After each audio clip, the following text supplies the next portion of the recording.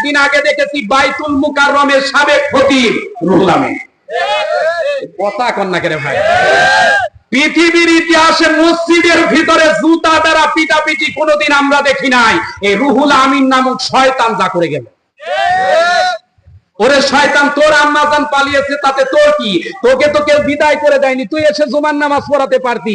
তোর আম্মার সাথে তুইও বিদায় হলি, 1 মাস পরে ফিরে এসে জবর দখলের মতো, জোর দখলের মতো, সোয়ার দখলের মতো করতেছিস। বাংলাদেশ কি কারো বাবা? যেরকম বাংলাদেশ কারো বাবা? মসজিদ কাউকে ইজারা দেওয়া হয় নাই, মসজিদ কাউকে ছেড়ে দেওয়া হয় নাই। ও মুসলমানের সন্তানের একটা জিনিস বলি, মুসলমান এখনো মারা যায়নি, মুসলমান এখনো পালিয়ে যায়নি। মুসলমানরা ইঁদুরের জাতি নয়, মুসলমানরা ফ্রিগালের জাতি নয়, মুসলমানরা কাপুরুষের জাতি নয়। বিড়ালকে ধমকি দিয়ে পালিয়ে যেতে পারে, ফ্রিগালকে ধমকি দিয়ে পালিয়ে যেতে পারে, কিন্তু শাহজালালের উত্তরসূরিদেরকে যত ধমকি দিবে, শাহজালালের উত্তরসূরিরা কত ময়দানে নামবে, জীবন দিবে তবু বাতিলের কাছে মুসলমান হাত তোলা লাগে না।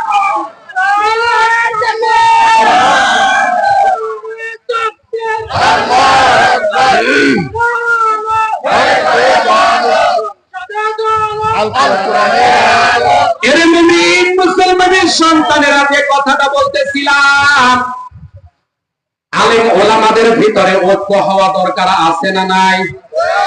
আমার প্রতি রাগ করেন, সমস্যা নাই, কথাগুলো আমি আগেই বলেছি। বিশেষ বক্তা হলে একটু কথাগুলো দ্রুত বলতে হয়। রাগ করতেছেন?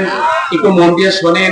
4 নাম্বার নবীজি বলেছেন ওলামায়ে সুর বৈশিষ্ট্য হলো এদের অন্তরগুলো হবে বাঘের মতো হিংসুটে।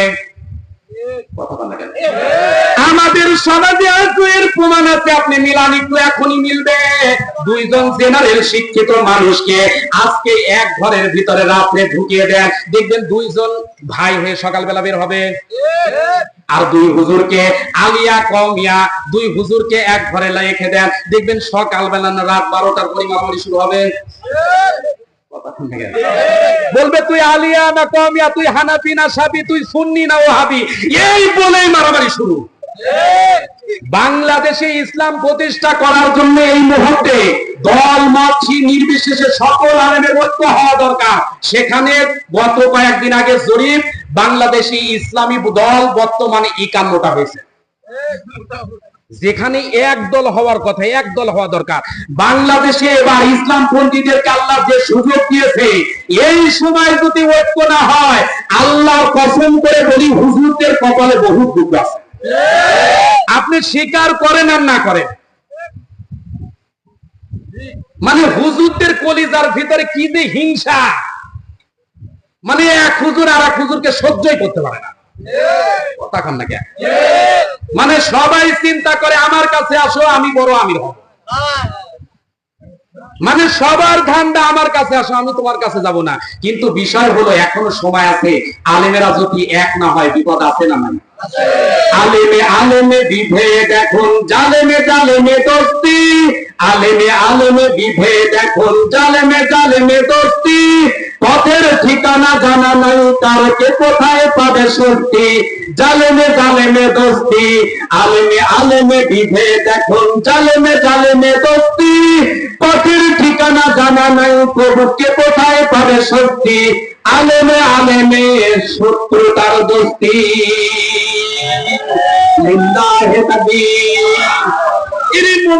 মুসলমানের সন্তানেরা যে কথাটা বলতেছিলাম, সাইয়্যেদ কুতুবের উপরে অমানবিক নির্যাতন চলেছে, তারই ধারাবাহিকতায় আমরা বাংলার জমিনেও জীবন্ত কিংবদন্তি আল্লামা দেলোয়ার হোসেন সাঈদীকে দেখেছি। নির্যাতন করেছে, অত্যাচার করেছে, তারপরও 1 ইঞ্চির সময়ের জন্য আল্লাহর ওলি থেমে থাকেনি। এখন এতক্ষণের আলোচনায় আপনারা বলতে পারেন বারবার কেন আল্লামা সাঈদীকে আল্লাহর ওলি বলতেছি? আমি বলি বাংলাদেশে যত আল্লাহর ওলি বর্তমানে আছে আর ভবিষ্যতে যত আসবে, আমার কারো প্রতি দ্বিধা দ্বন্দ্ব নাই, অবিশ্বাস নাই। আল্লাহর ওলিদের কারামত আছে না নাই? আওয়াজ দিয়ে বলতে হবে, আছে না নাই? আল্লাহর ওলিরা কারামতের কারণে অনেক কিছু ভবিষ্যৎ দেখতে পায়। জীবন্ত আল্লাহর ওলি কেন বলেছি? আল্লামা দেলোয়ার হোসেন সাঈদী 2000 সালের দিকে যতগুলো ভবিষ্যৎ করেছিল বর্তমানে সবগুলো প্রায় 99% এর বেশি মিলে গেছে। আপনি কাকে আল্লাহর ওলি মনে করতেছেন না? এখনো সন্দেহ আছে? সন্দেহ আছে? আল্লাহর ওলি যে তিনি। আমি একটা ভাষ্য বলছি, বিগত 2-3 বছর সারা বাংলাদেশে বাজিয়েছি, আজকে একটু বাজাতে চাই। আপনারা কি শুনবেন ভাই? একটু বলবো। আল্লামা সাঈদী ওই সময় একটা বক্তব্যের ভিতরে বলেছিল, আমি দেখতে পাচ্ছি বাংলাদেশের ভাগ্য আকাশে উত্তর গগনে কালো মেঘ ঘনীভূত হয়েছে। কথাটা শুনতেছেন? আপনাদের আকর্ষণ নাই যে তিনি বলেছিলেন, আমি দেখতে পাচ্ছি বাংলাদেশের ভাগ্য আকাশে উত্তর গগনে কালো মেঘ জমা হয়েছে। ঝড়ের পূর্বাভাস লক্ষ্য করছি। যদি মোকাবেলা করতে না পারেন সক্ষম ভাবে, এমন গাঢ় কালো অমাবস্যার রাত নেমে আসবে যার সুবেহে সাবিক হওয়া অসম্ভব। সুতরাং আপনারা কি কাপুরুষের মতো, কাফের বেঈমানদের মতো, বিড়ালের মতো বাঁচতে চান? বিড়ালের মতো বেঁচে থাকতে চাই না, বরং সিংহের মতো বাঁচতে চাই। আল্লামা সাঈদী যে কথাটা বলেছিল আমরা দেখেছি 34 সালের মাঝামাঝিতে 100% মিলে গেছে। শুধু এখানেই শেষ নয়, আল্লাহর ওলি বলেছিল 12 কোটিতে গাছের গোড়ায় নারা দিব, মামু বাড়ি দিল্লিতে গিয়ে পড়বা। আমরাও দেখেছি 5 আগস্টে 17 কোটি জনগণ তখন গাছের গোড়া নারা দিতে, ওরে মামু বাড়ি দিল্লিতে পালানো ছাড়া কোনো থাকে। আমার কথা খুব রাগ হচ্ছে। এর মুমিন মুসলমানের সন্তানেরা, আল্লাহর ওলি কিন্তু নামাজ পড়ে হয়। আল্লাহর ওলি কি নামাজ ছেড়ে হয়? নামাজ পড়ে হয় না নামাজ ছেড়ে হয়? কিন্তু আমাদের দেশে কিছু ওলি দাবিদার আছে, এরা দেখবেন নামাজ পড়ে না, কিন্তু শুধু হু হু জিকির করে। এরকম আছে না নাই? আমি বলি আল্লাহর নবী যদি নামাজ পড়ে, সাহাবীরা যদি জিকির করে, আপনি জিকির করেন কোনো অসুবিধা নাই, কিন্তু হক তরিকায় জিকির করেন, ভালো কাজ, কোনো অসুবিধা নাই, কিন্তু হক তরিকা নাই, নামাজ নাই, পর্দা নাই, প্রসিদ্ধা নাই। পীর সাহেবের যারা বউকে নিয়ে যায় খেদমত লয়, বলেন তো এ কি পীর হতে পারে না শয়তান? কি সমস্যা কোনো? যারা এই জাতীয় পীরের কাছে মুরিদ নেয় আর এরা যারা খেদমত দেয়, বলেন তো এগুলো কি ভালো? জোরে কোন ভালো? আমি কি একটু বলবো? রাগ করবে না তো? ইল বাবা, খাজা বাবা, কেল্লা বাবার দেওয়ানা, ল্যাংটা বাবার মুরিদ হইলে নামাজ পড়া লাগে না। যেহেতু সময়, এখানে মহিলা আসলো কেন? আচ্ছা ঠিক আছে, আপনি একটু পর্দার আড়ালে যান, আমরা বলে দেব ইনশাআল্লাহ। একজন মা 500 টাকা দিয়েছে, লিল্লাহি তাকবীর, লিল্লাহি তাকবীর। কোরআনের মাহফিলে মা বোনদের আসলে স্টেজে আসাটা উচিত না, এজন্য বললাম যারা আসার চিন্তা করছেন মনে ভুলে আসবেন না। এই বাবা, খাজা বাবা, কেল্লা বাবার দেওয়ানা, ল্যাংটা বাবার মুরিদ হইলে নামাজ পড়া লাগে না। কথা বলে না কেন ভাই? ইল বাবা, খাজা বাবা, কেল্লা বাবার দেওয়ানা, দেওয়ান বাগির মুরিদ হইলে কলবে জিকির থাকে না। বাবার পাগলা করে গো গাঞ্জা টানে গো গাঞ্জা খোর, বাবার পাগলা টানে গো গাঞ্জা করে গো ভণ্ডামি। আধারে বাবারে করিতে সেবা লাগে কতেক নারী। বাবা তোমার ভণ্ডামি, বাবা তোমার ভণ্ডামি। ইল বাবা, খাজা বাবা, কেল্লা বাবার দেওয়ানা, ল্যাংটা বাবার মুরিদ হইলে কলবে জিকির থাকে না। এ মুসলমানের সন্তানেরা কথা বলেন, দেখেন তো এরকম ভক্ত আমাদের সমাজে আছে না নাই? আর ঘুরে বলতে হবে আছে না নাই? কিন্তু এই পৃথিবীর জমিনে যদি আপনি আল্লাহর ওলি বলে যদি দাবি করেন, নামাজ পড়া দরকার আছে না নাই? নামাজ কেমন ইবাদত?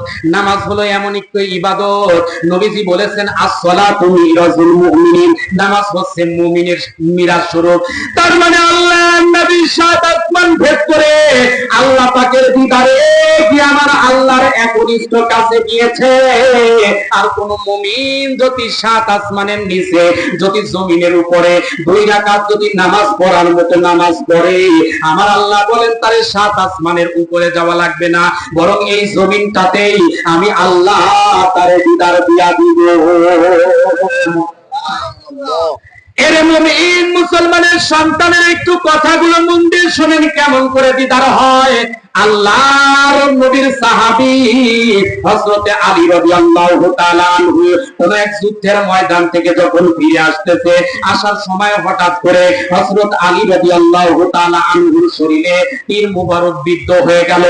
আল্লাহর নবীর সাহাবী হযরত আলীর শরীর থেকে যখন তীর খুলতে চায়, তীরের গায়ে যখন হাত দেয়, হযরত আলী সইতে পারে না, ছোট্ট বাচ্চার মতো ডুবরিয়ে ডুবরিয়ে কান্দে। নবী আমার ডাক দিয়ে বলে, সাহাবীরা রে, আলীর শরীরে হাত দিও না, হাত দিও না। আবার আলী সইতে পারে না, আবার আলী যখন নামাজ পড়ে তখন তোমরা তীর খুলে নিও। এ মুসলমানের সন্তানের একটু কথাগুলো মন দিয়ে শুনতে হবে। আপনার শরীরে একটা মশা লাগলে আপনি সইতে পারেন না।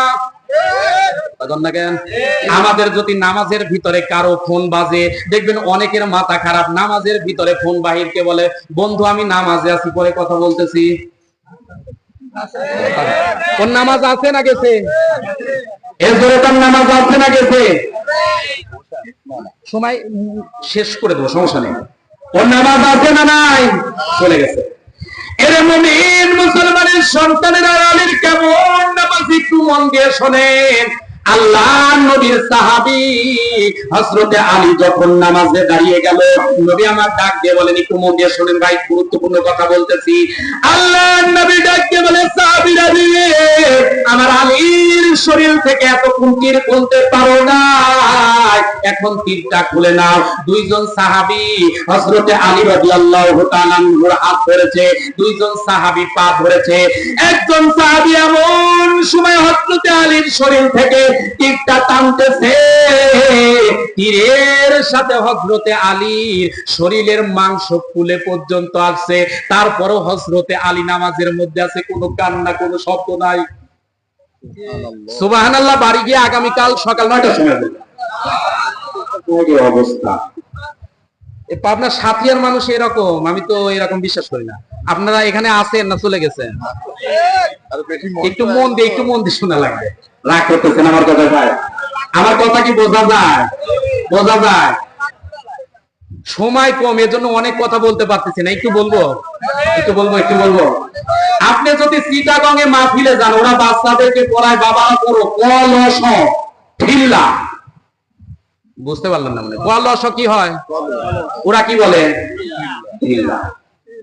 বরিশালে যদি যান, ওরা বলে মোরে 15 টাকার কাজ করলাম, 10 টাকা দিলা আর 5 টাকা দিবা না, মোর লগে ঠাপা ঠাপি বাজাইবা মনু।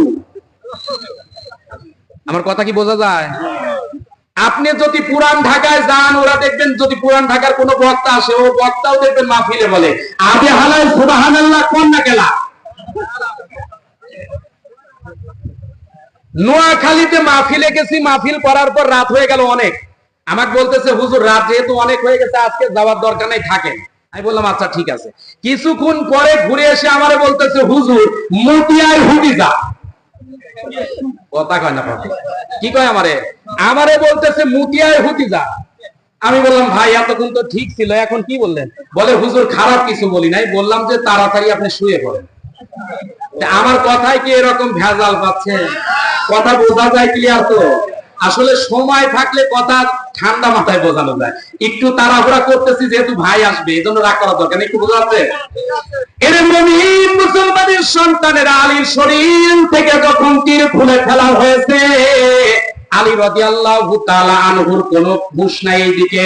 নামাজ শেষে হযরতে আলী ডাক দিয়ে বলে, ও আমার সাহাবীরা ভাই, আমার শরীরে যে তীর ছিল, তীর কোথায় গেল? আর আমার জায় নামাজের মুসাল্লাটাই কেন রক্তে ভিজে আছে? আল্লাহ নবী বাবুরে দেখতে বলে, আলী রে তুমি কি কিছুই বুঝতে পারো না? নবী আমার যখন মুস্কি মুস্কি হাসে, নবীকে ডাক দিয়ে বলে, ইয়া রাসূলুল্লাহ, হাবিবাল্লাহ, হুজুর আপনি কেন মুস্কি মুস্কি হাসি দেন? নবী আমার ডাক দিয়ে বলে, আলী তুমি কি সত্যিই বুঝতে পারো না? একটু হাকিকতটা জানতে চাই। আল্লাহর নবী সাহাবী হযরত আলী ডাক দিয়ে বলে, ওই কাবার মালিকের কসম, আমি যখন নামাজে দাঁড়াই আমার মনটা আমার আল্লাহর সাথে মিশে যায় আর আমার দেহটা জমিনে দাঁড়িয়ে থাকে। এখন বলতে পারেন হুজুর এটা কেমন? সহজ ভাষায় একটা উদাহরণ দিচ্ছি। এই যে আমার হাতে একটা বোতল দেখতেছেন, এই বোতলের ভিতরে যদি এক মুষ্টি চিনি অথবা এক মুষ্টি লবণ দিয়ে কিছুক্ষণ নাড়াচাড়া করি, আপনি বলেন তো এই পানির ভিতর থেকে লবণ খুঁজে পাওয়া যাবে? জোরে কোন পাওয়া যাবে? আল্লাহর কোন প্রেমিক বান্দা ইন্তিদারে ইলাহি আমার আল্লাহর সাথে যখন মিলে যায় নামাজের মাধ্যমে, ওর বডি থাকে জমিনে আর হৃদয় নামক কলিজাটা আমার আল্লাহর কুদরতের সাথে মিশে যায়। ওই সময় শুধু তীর নয়, আলীর মতো যদি কারো নামাজ হয়ে যায়, ওকে হাজার হাজার টুকরা করলে ওই মানুষটাকে পৃথিবীর জমিনে এক সেকেন্ডের জন্য কান্নায় ভেঙে পড়বে না। ওই আল্লাহ আছে না নাই? একটু মুসলমানরা চিৎকার দিয়ে বলেন তো, ওই আল্লাহ আছে না নাই? এই পৃথিবীর জমিনে যারা মুমিন মারা যায়, ইসলামপন্থী হয়ে মারা যায়, শহীদেরা যারা মারা যায়, আমরা মনে করি যে গুলির সামনে বুক পেতে দিল ভয় করে না। 4টা কারণে 5টা কারণে তারা ভয় পায় না, বরং তারা আল্লাহ ওই দেওয়া মৃত্যুটাকে, শাহাদতের মৃত্যুটাকে আল্লাহর দেওয়া সবচাইতে নিয়ামত বলবে। এক নাম্বার, আল্লাহর কোন বান্দা যখন শাহাদাতের মৃত্যু পায়, জমিনে রক্ত পড়ার সঙ্গে সঙ্গে শহীদের জীবনের সব গুনাহ আল্লাহ মাফ করে দেয়। 2 নাম্বার, শহীদ কেন মানুষ হতে চায়, কেন হয়? আপনাদের এই এলাকার ভিতরে, সাতিয়া থানার ভিতরে জীবন্ত আল্লাহর ওলি মাওলানা মতিউর রহমান নিজামী শুয়ে আছে। এই যে শুরুতেই বলেছিলাম যে পাবনা সাতিয়ার দয়রামপুরে কবরস্থানের মাহফিলে আমাকে হেনস্থা করার পিছনে একটা শব্দ ছিল, মানে আমাকে যারা দাওয়াত দিয়েছে বলেছে যা খুশি বলেন, কোনো অসুবিধা নাই। আল্লামা সাইদির কথা বলেছি, কিচ্ছু হয়নি। বিশ্বাস না হলে আমার ওয়াজ রেকর্ড আছে, দেখতেও পারেন। সাইদির কথা বলেছি, কিচ্ছু বলে নাই। যখন শুধুমাত্র এই কথা বলেছি, আপনাদের এই পাবনা জেলায় সাথিয়া থানার এই এলাকার মাটির নিচে জীবন্ত আল্লাহ ওলি শুয়ে আছে, 10 মিনিটের মাথায় মামুদেরকে নিয়ে পুরা মাহফিল ঘিরে ফেলছে। আমাকে ওই দিন এতটা হেনস্থা করেছে যা বলার মতো নাই। পরে আমি জিজ্ঞাসা করলাম কমিটিকে, বললাম কেন এই কাজ হলো? বলে হুজুর সাইদিকে আমরা ভালোবাসি, কিন্তু যে মানুষটাকে বলেছেন এই মানুষটাকে ফাঁসি দেওয়ার জন্য এই সাফিয়ার বুকে এমন কিছু কুলাঙ্গার আছে যে ফাঁসি হওয়ার পর মিষ্টি খেয়ে তারপরে ভাত খেয়েছে। এরকম শয়তান আছে না? আমি আগেও বলেছি, আবারও বলতেছি, পাবনায় ওয়াজ ভয় হবে না হয় না হবে, কিন্তু যে কায়দায় শুরু করেছি এই কায়দায় শেষ করব। এ মুসলমান রাজি আছেন? এর মুমিন মুসলমানের সন্তানের আছে কথাটা বলতেছিলাম। আল্লাহর ওলি যারা এই পৃথিবীর জমিনে শাহাদাতের মৃত্যু হয়, 2 নাম্বার মৃত্যুর সাথে সাথে আল্লাহ পাক কবরের আযাব মাফ করে দেন। 3 নাম্বার শহীদের লাভ কি?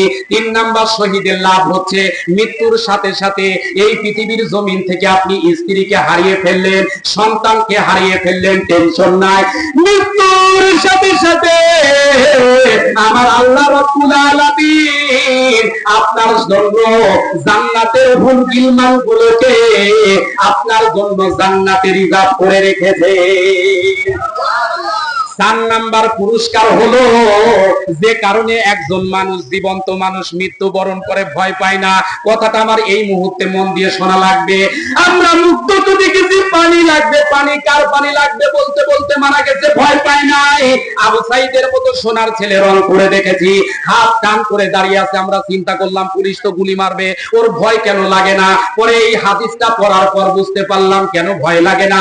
আল্লাহর কোন মুমিন বান্দা যখন শাহাদাতের নেশায় পাগল হয়, যখন শাহাদাত তার নিশ্চিত হয়ে যায়, আল্লাহ পাক ফেরেশতা দিয়ে ডাক দিয়ে বলে আমার ওই বান্দার সামনে জান্নাতুল ফেরদাউসটা দাঁড় করিয়ে দাও। আল্লাহর বান্দা যখন দুনিয়ায় জান্নাতুল ফেরদাউসে ছবি যখন দেখা শুরু করে, ওর তখন মা বাবার কথা ভালো লাগে না, দুনিয়ার কোটি কোটি টাকার কথা ভালো লাগে না। আল্লাহর বান্দা তখন চাই যা আছে কপালে হবে কাল সকালে, এই মুহূর্তে আমি জীবন দিয়ে আমার আল্লাহর জান্নাতকে কিনে নিতে চাই। এরকম যদি মৃত্যু আপনার আমার জীবনে নসিব থাকে, ও মুসলমানের সন্তানেরা, ওই মৃত্যুর জন্য আশা করা দরকার আছে না নাই?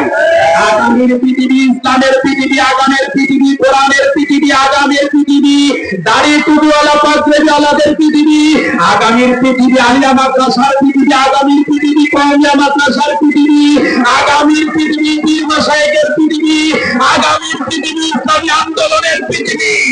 সুতরাং ইসলামী আন্দোলনের দিকে, ইসলামের যদি কেউ চক্ষু লাগিয়ে তাকায়, ওর চক্ষু দিয়ে কুত্তা দ্বারা খাওয়ানো হবে, একটাকে আগামীতে ছেড়ে দেওয়া হবে না।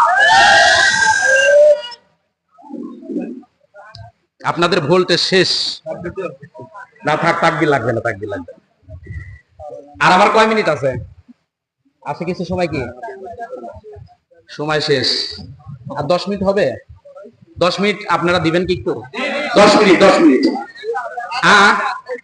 না, যেহেতু ভাই আছে, ভাই না থাকলে আমি আসলে, হ্যাঁ বুঝতে পারছি, ওর ভিতরে হবে ইনশাআল্লাহ। 10 মিনিট সময় একটু কর্তৃপক্ষ থেকে নিয়ে নিলাম। তো ভাই, আসলে আমার অভ্যাসটা, আমি 10টাতে উঠি, 12টা পর্যন্ত আলোচনা করি। এই মাহফিলটা আপনাদের এলাকার কৃতি সন্তান বেলাল ভাই